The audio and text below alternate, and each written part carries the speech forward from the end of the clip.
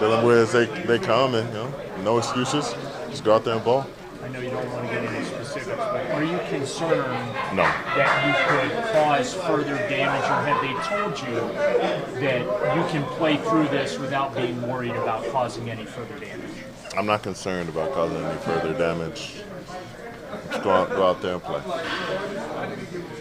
So my Achilles, when you hear Achilles, that raises a red flag because that can obviously be something serious. But do you feel like this is just something that you can manage and monitor? It's going to be fine. Yeah, I feel like I have the right people around me, the right training staff here to make sure that everything is pretty stable for the rest of the season. So, not too worried.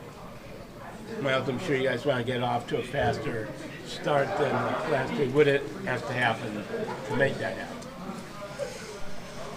Like I said, it's all about execution. It's got to be where we're supposed to be at the right time, and got to have better eyes, and that's all around the defensive 11. So, just about us, being who we know we can be. It's just that expectation that we've had, and we're living up to that. With the offense struggling through 3 games, do you feel as a defense a responsibility to be dominant and take some of the load off them? It's always our responsibility to be dominant. We have the players. Our expectations of ourselves. We come out there expecting to win the game on defense every time we step on the field. So.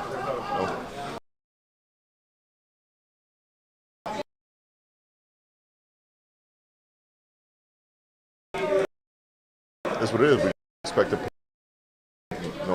make sure they put up less.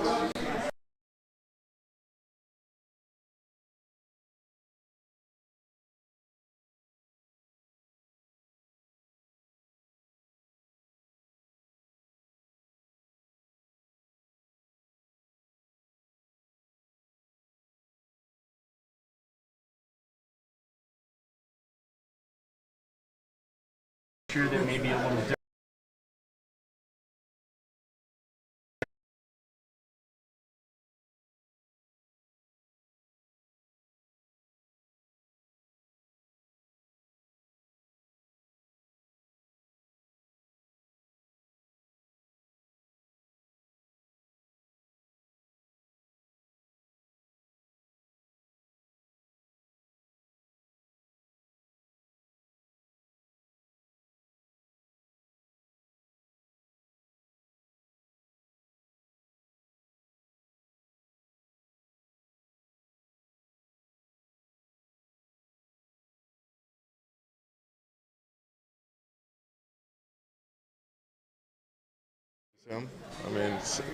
I'm sure people will make it stat-wise or make some graphics or edits that look like that. But I like his game. I like how he plays. He's 100% every time he steps on the field. Hell, I don't think he comes off the field. So stuff like that, I admire from him. So I'm gonna continue to do what I do. Watch him, while he's on the field. But when I go out there, my mind's on making it happen for my team and for my defense. Myles, off of that, how much do you study guys like Max and other edge rushers like that, just to see what they have in their game that maybe, if you're looking to add anything, to your arsenal? I like to watch guys who are in similar situations to myself. So, there's a whole host of moves. It's a matter of, will I be able to use that move in the situation in which I'm in, whether it's double teams or chips, and that doesn't happen very often. Max is one of those guys, so I like watching him and how he attacks it, and just how relentless he is. That kind of stuff I really appreciate in his game. So, there's a couple of guys I definitely do watch, but I like to stick to my game as well as I can, because I feel like my situation is pretty unique. I know how bound to the tournament you want to play, but would a week off do you a world of good to just get everything as right as possible for the next 13 weeks? Maybe, but that's what we have a bye week for. So until then, you're not going to get enough for 95. Along those lines, from the outside looking in, it seems sort of daunting to think about Myles, is dealing with all these injuries. How and there's 14 games to go. How do you sort of compartmentalize? Just not thinking too far ahead and taking one game at a time and managing all this stuff. Well, just manage it as we go. We got multiple days to do that. Yesterday, taking some time off. Tuesday, Monday, and all those days, even right after the game Sunday, getting right on it. I try to spend every moment preparing my body for the rigors of the season, and sometimes some bumps and bruises like I have now. So my injured animal is the fiercest, so I'm going to be at my best. You mentioned at some point it might be something you got to do surgery on. Has the indication kind of been that they believe you can make it through the season, wait and put it off that long, or could it become something that you have to do soon? We haven't talked about the entire season. We're talking about one game at a time. So make it through this game, see how I feel, the next, and then each one individually. We'll make it to the bye week, and then we reevaluate, see where we are, and go from there. Myles, the Raiders are a team that they're sort of in gut check mode. Antonio Pierce called out his guys after their last game about, some guys are making business decisions. Gardner almost got benched. What's it like to face a team that is sort of in that kind of mode where they, really have to try to come out and get? We faced one like that last week, so not much different. When a person's back against the wall, that you're going to get their very best shots. So we got to make sure that we avoid what we can, and then give them our best, because just like them, our backs are against the wall. So we're in the same situation, and we got to treat it as such. Myles, what sort of challenges come with playing out on the West Coast? Time difference and discipline.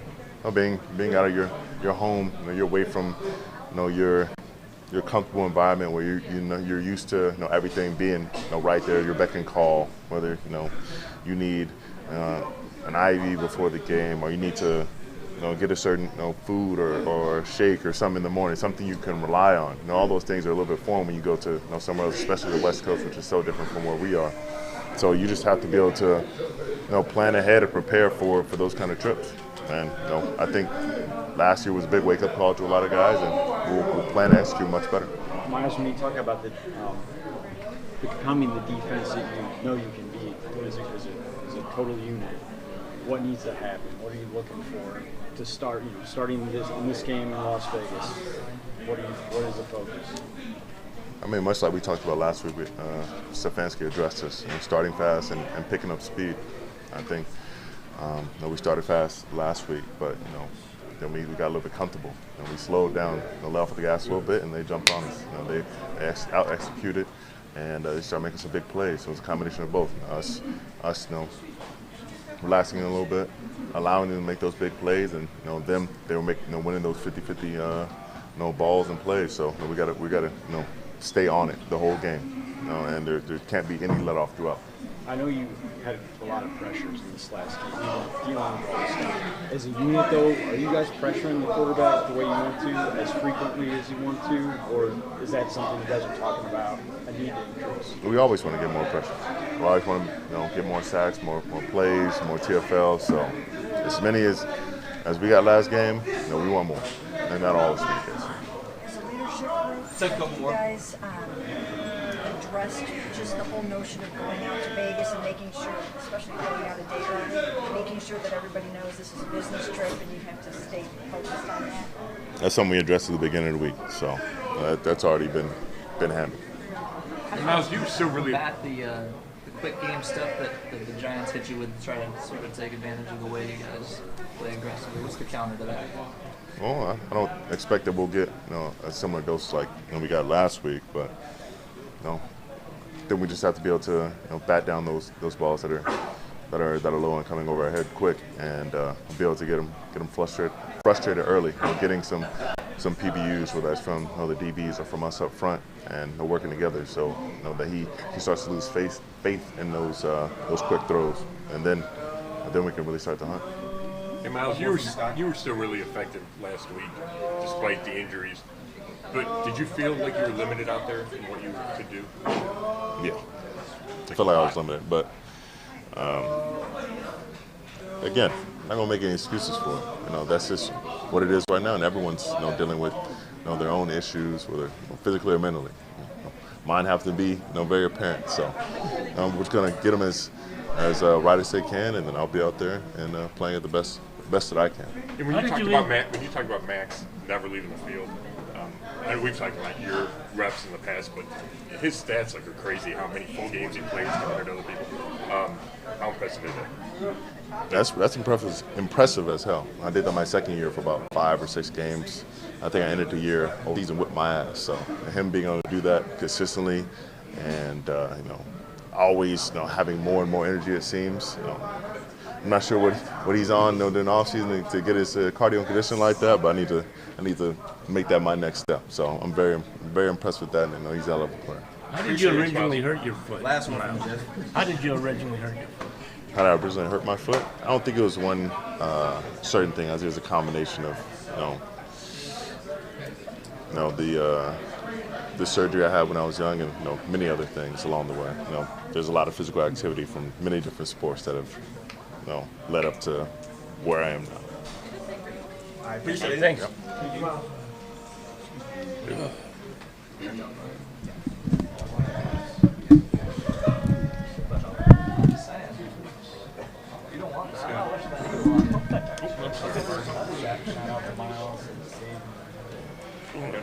Excuse me.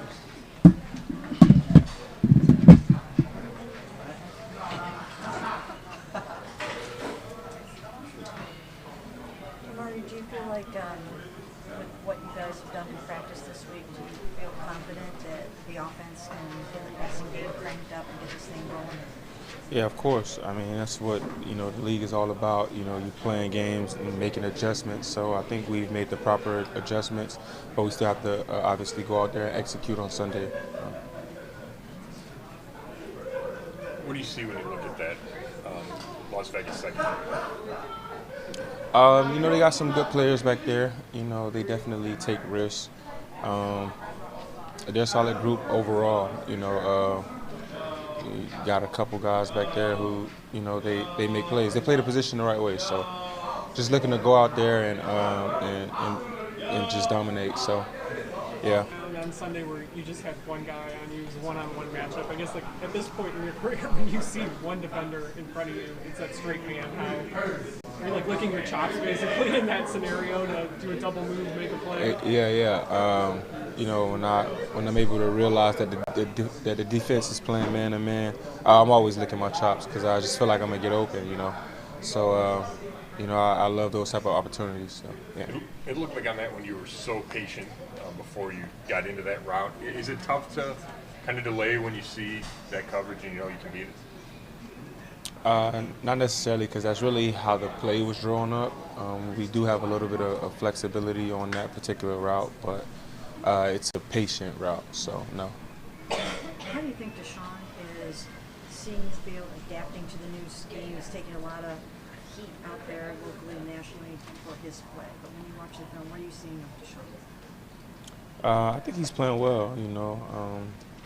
Obviously there's a lot of extenuating circumstances, a lot of moving parts. But I think he's doing well, and I think we can build off of the connection that we've made last week. Maureen, offensively, when things aren't going well, it feels like it's like a bit of a domino effect. One issue leads to a second and a third and a fourth and whatever. What's the key to stopping that from snowballing? First half in week 1, I think you guys had 1 first down. Last week, aside from your touchdown on the first play, you guys couldn't get past midfield. So just how do you guys stem the tide of it going from bad to worse at times? Yeah, just all being on the same page. Obviously, it starts with practice. That's why we're here today. So just go out there, fix our mistakes, play as a cohesive unit, and the problems will be fixed. When the coaches talk about blitz pickup and in protection, they always say it's all 11 guys on offense. So from a receiver standpoint, how can you help the protection and Deshaun not getting hit as much, especially when other teams blitz? just getting into the route faster, understanding the defense that you're playing against, understanding their tendencies. Some teams blitz more than other teams. Like the Raiders, they have a high propensity to blitz. So, yeah, understanding that, understanding the situations in which they do so, and then just getting into the route faster. I know you mentioned after the game that you've never played for the Las Vegas Raiders, but going up against the team that drafted you, the team that you started out your career, and the team that traded you, do you have any feelings of nostalgia or anything as you head out there? I don't know. I wouldn't really know until I get out there, but I think the nostalgia will more so come from actually playing in the black hole, which I won't be playing in. I've actually never played in their new stadium, so truth be told, I don't know how I will feel until I get out there. But I guess we'll just have to wait and see. Would you like to play Las Vegas? I'm indifferent about it. I don't know. Yeah. Amari, you obviously take so much pride in being a great route runner. There was some commentary from some of your peers over the offseason about you being one of the more underrated wide receivers in the NFL, and that's the thing that you obviously do best is kind of the point. Do you think receivers who are dominant or great route runners, do you think they maybe get slept on a little bit or forgotten about a little bit among some of the guys who are like the glitz and were like they're speedsters that can just run deep and catch passes and do all that? Not necessarily. You got Devontae Adams. He's a great route runner. He's always considered one of the very top. So, nah. Is it possible that this passing game, which everybody's pretty much writing off already, is somewhat of a sleeping giant, and then once you guys get comfortable together in this offense, that it's going to wake up and be what you guys know it can be? Yeah, most definitely, for sure. Just have to make a couple of tweaks that are, really easy fixes, to be honest. But we definitely can be a high-powered passing offense if we stop making the same mistakes. Hey, Amari, Oakland Coliseum is going to close today, last baseball game. What's your, best memory of it, longest standing memory of playing there?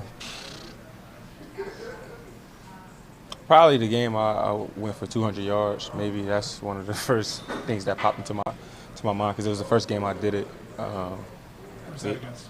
The Chiefs. Yeah. Derek Carr. Yeah. It was. I thought you were done. What are the fans like there? Are they kind of unique? The Raiders fans in Oakland, anyway. Yeah, I think with the teams that I've played for, I've always had a really good, really passionate fan base. The teams that you can travel anywhere in the world really, and they'll have a fan in the place that you're at. So, but as far as the fans, I would say they were just very passionate, to say the least. Yeah. Was it tough to run routes on that dirt infield?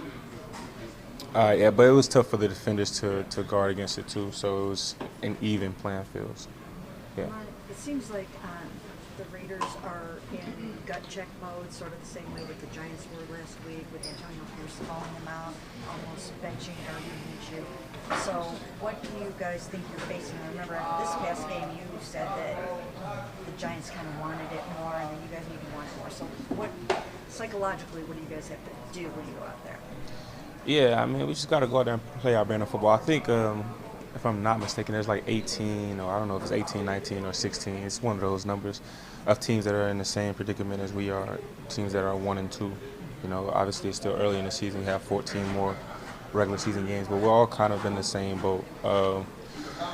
Yeah, we just got to go out there and play our brand of football, and so that we can get the momentum, which is going to create the confidence that we would need for the rest of the season. So. Amari, we touched on it already. I mean, obviously you spent the first chunk of your career out west. Now being acclimated to the Eastern time zone, what kind of challenges does it pose to you bodily and mentally going back out there? Not really a challenge. I think one of the things we did when I was at the Raiders, we also left for the game 2 days early. And so that was kind of what I was used to because it was my introduction to the league. And I think that that really helps the body because like the human body, it gets acclimated, it adapts fast. But I'm not sure that one day is enough. So those 2 days, it kind of helps you get adjusted to the time, being able to sleep for a night and then another night. So yeah, I think that's the remedy for that. Sure. You mentioned Devontae earlier. Did you watch the Receiver show at all that he was on during the offseason? Nah, I didn't. So a lot of it was him being frustrated with, getting open and guys missing him. How do you empathize with an elite receiver like that when you see him? I didn't watch it, so I don't know. Can you weigh in on sort of the freeze frame issue that a lot of people have been talking about The who? this week? Just the freeze frame issue in terms of like people have been ripping Deshaun for missing Jordan Akins on that 4th and 1 and showing a freeze frame of Jordan supposedly. I haven't seen. I don't even know what you're talking about. Honestly, I haven't seen what you're talking about. So I don't know. I can't really give any commentary on it. Yeah, I'm basically just asking in general. People seem to criticize or comment on what happens on a particular play. But Right. is it not always what it seems? Like I said, I haven't seen that particular thing that you're talking about. But I mean, it's football at the end of the day. Some plays you're going to make, some plays you aren't going to make. I assume that's what they're getting at. It's just like anybody else who has a job. Some of y'all don't ask the best questions, but hey, you don't hear me criticizing. So, yeah, I think it's just the nature of the business. I mean, obviously we get scrutinized more than you guys do. So, I mean, I think maybe y'all should start asking questions in front of the camera so they can see y'all's faces. But yeah, I just think that's just how it goes. They see everything we do under a microscope, so we're going to get scrutinized more and for mistakes that everybody makes. So.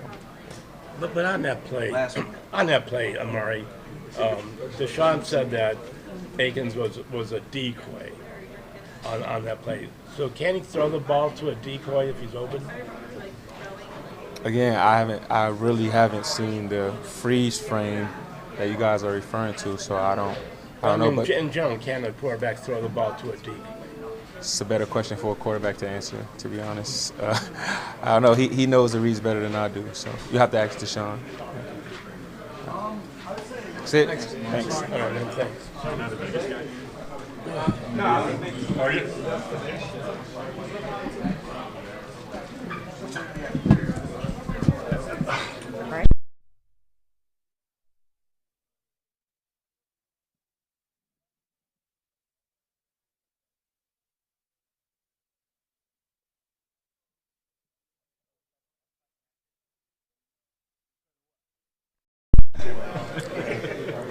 I don't even want to know. No, you don't.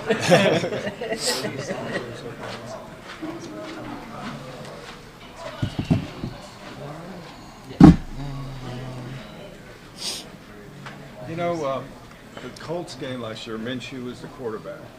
He had a pretty good game against you. You won. But what problems does he pose for you guys? He's very mobile in that game, as I recall. Oh, yeah. They were running triple option stuff and a lot of him scrambling, making plays on the run with his feet. You see that this year? Yeah. I'm glad we played him last year because we kind of were surprised by it. He put up a lot of good plays on us. He's a great quarterback, good quarterback, and he made some plays. So now we know, kind of having experience last year what he can do, and a little bit some information under our belt.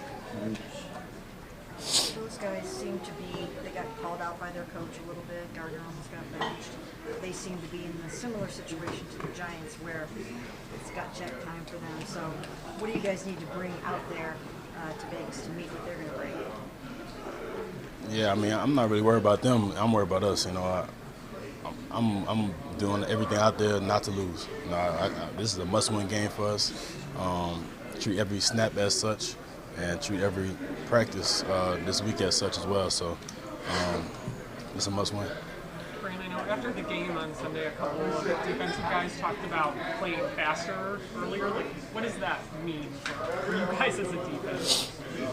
Yeah, I mean, we try to play our brand of defense, and that's playing fast. You know, we play downhill. We oftentimes these last couple of games has just been beating ourselves. You know, we got a pick called back for a roughing the passer, jumping off sides, free plays and stuff like that. You know, that's just beating ourselves, and then that amounts to long drives. I think they had like a 16-yard drive, a 14-yard drive. They drove 90 yards like 2 times. So it's really just getting off the field on third down and can't beat ourselves. In both games that you guys lost, you started slowly but then really played well in the second half. Yeah. So what do you have to do to play that same way from the start? Yeah, I mean, I guess just diagnose it faster. You know, I think it took us like a quarter or two to start diagnosing stuff and then make adjustments on halftime. And now it's all right. We warmed up.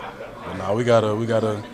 It's easier to say than do, you know. But because them guys good across the ball as well. But we gonna get it figured out. Grant, I would imagine you're gonna be messed up with Brock Bowers, obviously being in that safety spot coming down the box and playing with him. But what do you kind of see from his game? He's obviously up to a pretty good start for being a rookie, and he's going to take what you would be for the win. Yeah. No, I've been watching him on film, man. He's a nice, explosive young rookie tight end, man. They've been trying to feature him a lot, give him the ball. I think him and Devontae is the top 2 targets. So I'm impressed with what I've seen so far. But you know what kind of defense we play, and I'm not shying away from anything. Was it a surprise to you that first takeaway of the year was on special teams and not on defense? Yeah, I know we should have had one in Jacksonville game, but I guess they didn't want Dustin to make the tackle there. But yeah, like what we say, they come in bunches. You know, you see what happened right after that. The offense would score, they get the ball back. Now we get another pick. You know, it happens just like that. So we just got to keep that momentum going. Denzel says he should have 3 interceptions. Oh yeah, that's bad. 2. That's 5 interceptions. Yeah. We got to come down with those, man. Ward knows that. MJ know that. But like I said, man, we just, this week 3, week 4. But that was one emphasis we had, coming into in the offseason of having more takeaways. These strong second halves that you guys are having, how much of that is an adjustment in scheme versus adjustment in execution? A little bit of both. We got to do better. We got to do better in the first half, man. Like as you see, if we do better in the first half, nobody's messing with us. How do you guys assess when you're seeing something that you think you saw on tape? How do you assess the risk of, well, I think I can make a play here, but I don't want to get caught, reaching? Oh, go make a play. Play fast. We say, strike first. Ask questions later. You guys are going out there with Myles Garrett's kind of hurting with Achilles, spine, feet. Not that you guys. A little bit of everything. Not that you guys can play any harder than you all do, but knowing that he's hurting a little bit, what impact does that have on the rest of your guys? I don't know, man. If he out there, he out there. Just like anybody else. But dude, of course, is the defensive player of the year. So of course we want him to be healthy and whatnot. But I know he's gonna fight through it. And once he step on that field, it's 100%. We ain't turning it down any notches. Spend much time in Vegas?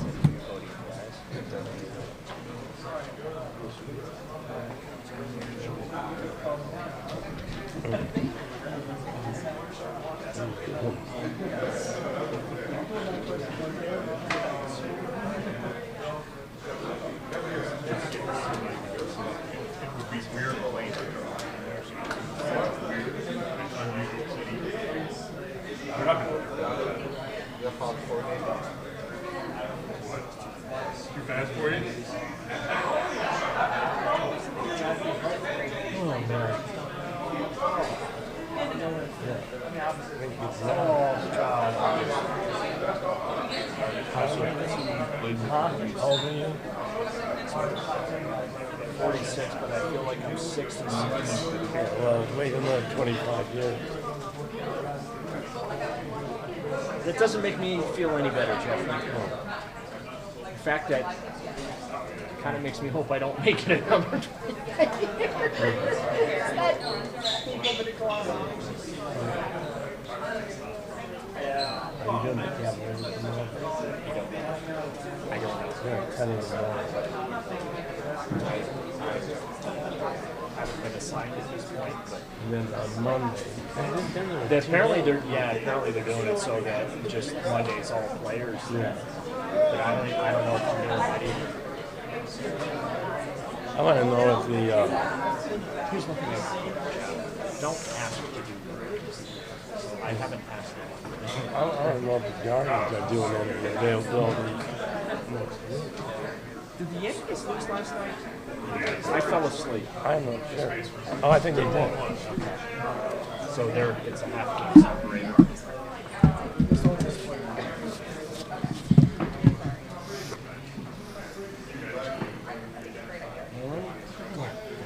What position are you going to be playing? We're working through it, seeing how guys bounce back and stuff like that. So if I had to guess, I'd probably be a left guard, but you never know. We're working through it, and we'll see what happens. Joel, what kind of advice have you given Zach as he stepped into this role, and what have you seen from him just from when he got drafted to now? Yeah, I've just talked to him about understanding his assignment, understanding his responsibility, really who he's going against this week. Try and learn their tendencies a little bit and try and create a game plan that's going to help him. But he's a hard worker. He's been locked in since. Joel, you can see a double header of problems here. The defenses are putting pressure on you, and you've got all these injuries you're dealing with as well.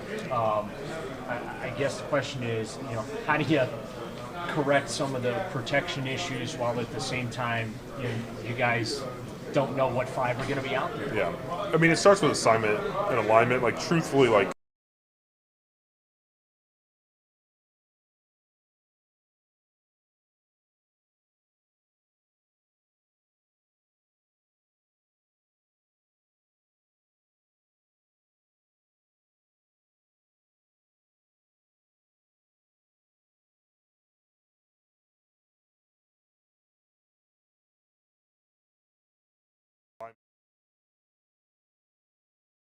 and we know that.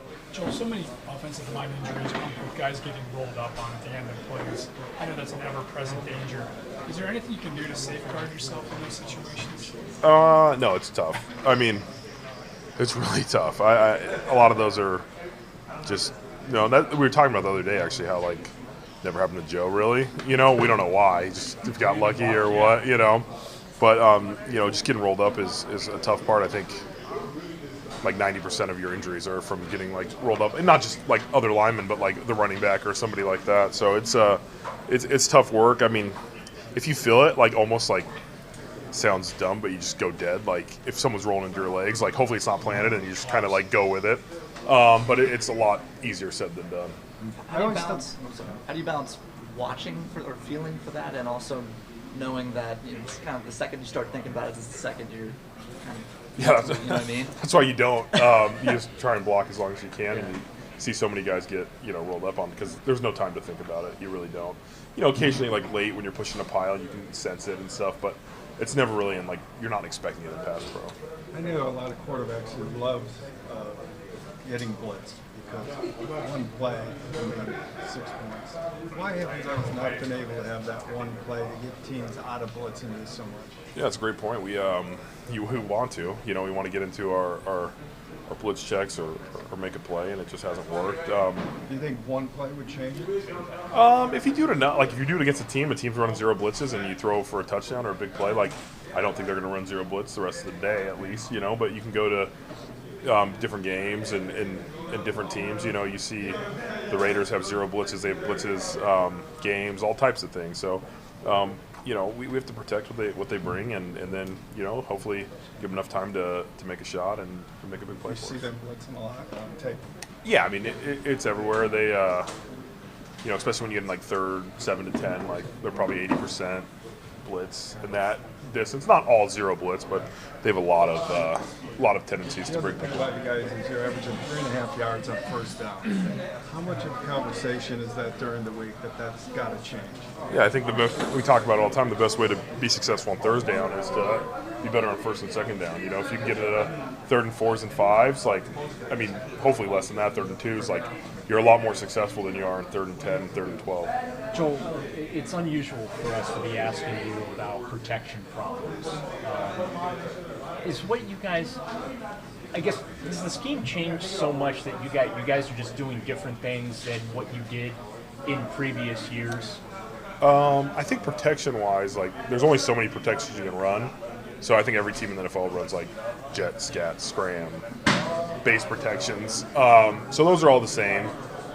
There's different, like, run action protections and play protections that you can run. So some of those are different, but, like, the main, like, 3rd down protections are all pretty similar.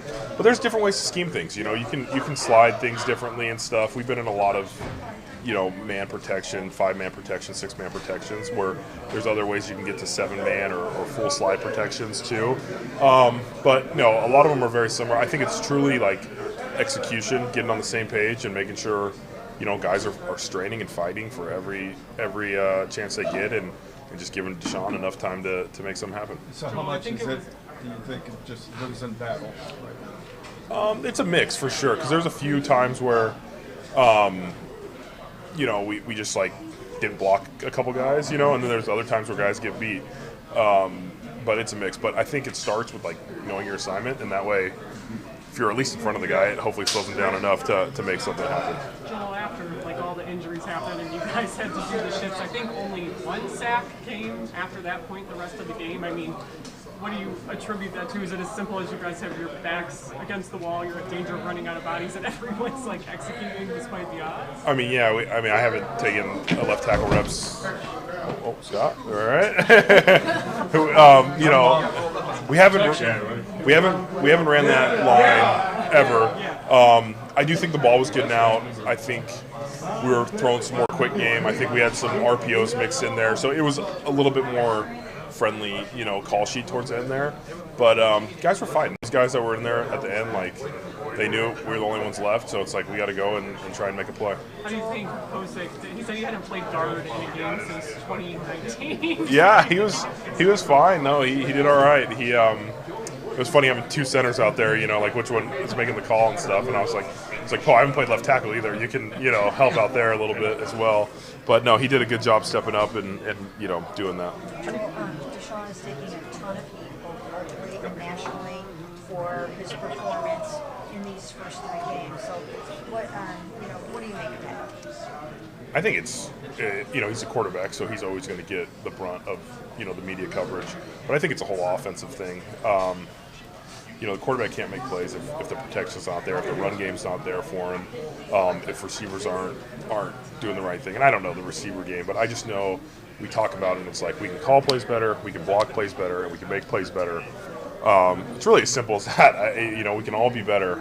So to put it on one person, I think is unfair. I think it's 11 guys out there plus the coaches calling plays, and we've admitted to that. Coaches admitted to that. So it's nothing new that I'm saying. Everybody in the room understands that, and we've all looked in the mirror and said, what can we do to be better? What's missing here? Now that you guys had the struggles you did against the Giants with the blitz stuff, now that that's out there, is there like almost an extra level of preparation you guys have to do? Like, even if it's a team that maybe doesn't blitz a lot like the Giants didn't show on tape, but you got to be prepared for that because teams might try to emulate that. Yeah, I mean, we prepare every week. We have an extensive blitz package and understanding things. We did think on early downs the Giants weren't going to blitz as much as they did, but we were still prepared. Like, you go over blitzes, teams can only run so many different looks. But no, we're locked into it this week. I think the guys are really focused. It's personnel dependent, I know, but what's packages gotten more creative during your career? Like, are they throwing more stuff at you? I think so.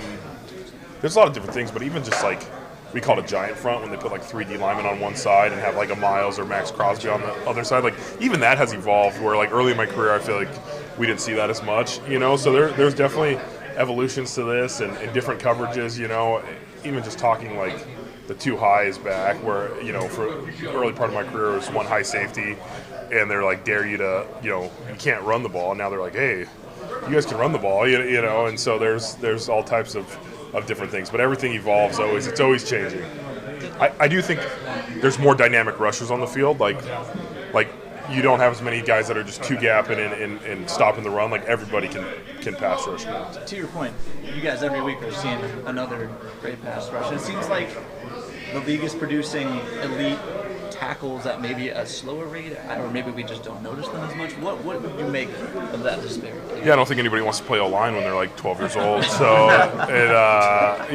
they're like, hey, D-lineman. No, but, I mean, I think that, like I said, the elite athletes have been going to play D-line. They realize, like, you can affect the game at quarterback, and offensive line's hard. You're going backwards a lot.